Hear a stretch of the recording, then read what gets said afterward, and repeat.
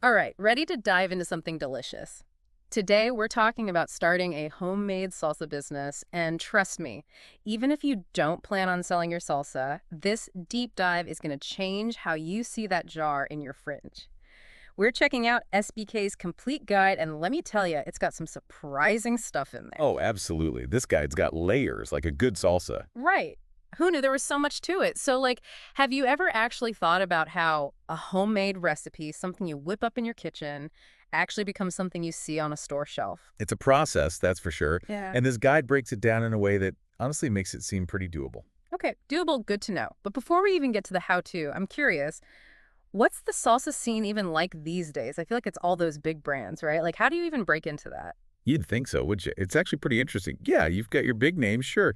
But the market for salsa, get this, is almost $1 billion. Whoa, are you serious? A billion. Yep, $954.5 million to be exact. And what's wild is there's a lot of room for growth, especially if you're a smaller company with, say, a specific kind of salsa. Niche markets.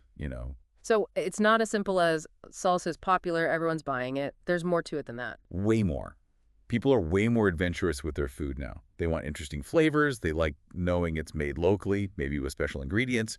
That's where the opportunity is for smaller salsa makers. Makes sense. People want that story behind their food, not just something mass produced. Yeah. So if you're starting out, this guide doesn't recommend like going all in right away. Actually, that's what I liked about it. It's all about starting small, building up. So instead of trying to get into supermarkets on day one, it's more like farmers markets, online sales, that kind of thing. Exactly. Build that loyal customer base first, get your recipe down, perfect.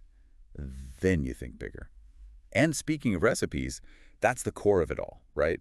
Well, yeah, gotta have amazing salsa. It can't just be good, it's got to stand out. The guy talks about the classics, your pico de gallo, salsa roja, verde, but they're really pushing for something unique. That's gotta be the tough part, right? Like, I can follow a recipe, but how do you make it yours? That's where the creativity comes in. Could be a specific pepper you use, or maybe it's your grandma's recipe, but with a twist. They even suggest, like if you live in a certain area, use local ingredients. It's about seeing what's out there and figuring out what your salsa brings to the table that's different. So you're almost like a salsa detective, looking for that empty space on the shelf that only your salsa can fill.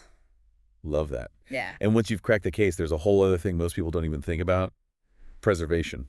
Preservation, huh? See, that's where I'd be lost. I just figure throw some preservatives in there. Good to go, right? If only it were that easy. Especially if you're thinking small batch, homemade, it's a whole different ballgame. Oh, so like the big companies, they can just use whatever, but for the little guy. Kinda, yeah. See, the guide points out those big brands, they're all about those artificial preservatives. Makes sense for them. Got to Yeah. stay on the shelves forever. But when you're starting out, chances are you're going for a different kind of customer. Someone who cares about what's in their food, Right. right? Reads the label, all that. Bingo. Yeah. So you got to think natural preservation. Lemon juice, vinegar, even stuff like fermentation. It all plays a role. Wow. See, I wouldn't even have known where to start. But that's smart. Like, hey, our salsa's preserved naturally. That's a selling point right there. Huge. People want to know what they're eating. But, and here's the catch, going natural, it means you got to be on top of the sciencey side of things a bit more. Uh-oh, science how so? Well, they give this example of pH levels in the guide, and it turns out it's super important for safety, but also for the taste. pH levels, like back to high school chemistry class. Never thought I'd need that for salsa. Right, but it matters. Basically, your salsa, to be shelf stable, it needs a pH of 4.6 or lower. And get this, even just cooking the ingredients, like tomatoes, they actually get more acidic the longer you cook them. It's like every little thing you do changes things up. Exactly. It's not just following a recipe blindly anymore. It's understanding why you're doing each step. And that's what this guide is so good at. It gives you that knowledge. Okay, so recipes down, we're pH balanced. What's the next hurdle? Gotta get cooking on a big scale, right? That's where it gets interesting. The guy talks about this whole commercial kitchen dilemma. Dilemma, how so? I figure more space, better equipment, that's gotta be good, no? Oh, for sure. The advantages are huge. You've got room to breathe, specialized stuff, Mm. and the quality control is way easier when you've got a setup like that.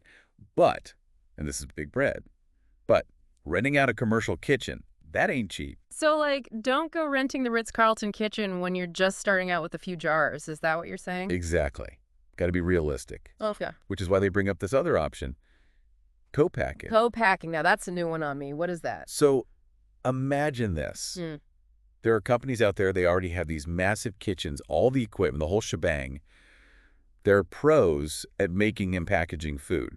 So instead of me going broke on a kitchen, I find one of these guys, what? And they make my salsa for me. Pretty much. You Oh. bring them the recipe, tell them what you want, and they handle the whole production line. Lets you scale up without the crazy overhead. That's kind of genius. Takes a load off your mind, I bet.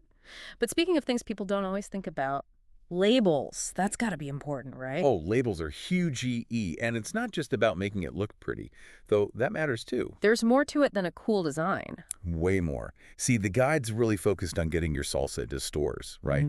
And to do that, there's a whole system you got to understand. Like what?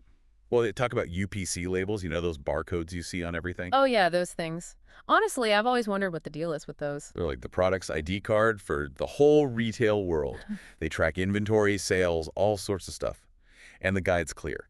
If you want in stores, you got to have a UPC. No ifs, ands, or buts. So even if our listeners are thinking small for now, farmers markets, that kind of thing, having that UPC on there is still smart. Yeah, 100%. It's like you're thinking ahead, building a real business, even if you're not quite there yet. But okay, back to the fun part, the design. That's where your personality gets to come through. So it's like you're not just selling salsa, you're selling a feeling, a whole vibe right there on the jar. Exactly. And the guide, it really emphasizes that your label, it's got to tell a story. What's special about your salsa? You got to get that across fast. Okay, so see my salsa, it's all about that smoky chipotle flavor, but then I also got like a bright citrus thing going on. How do I make my label say that? All right, well, you could think about the colors, right? Yeah. Like smoky colors, maybe some deep reds, oranges, and then a pop of bright green for that citrus. Or even the pictures on the label could be like smoldering chilies or like a lime sliced open, all juicy. You want people to almost taste it just from looking.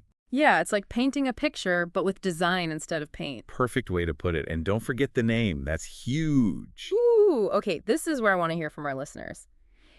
If you had your own salsa brand, right now, what would you call it? Get creative. Right. So fun to think about. Even if you're not going to start a business, just that idea, like coming up with a name, a look, those are good skills to have no matter what. Totally. Okay, so we've gone through a lot today. Everything from like what people are looking for in salsa these days to like the hardcore pH levels, label designs. It's crazy how much goes into a jar of salsa. It really is. And the guide, they leave you with this one final thought, and it's so important, knowing your local market. So it's not enough to be like, people like salsa, I'm gonna sell them some. Nope, got to go deeper.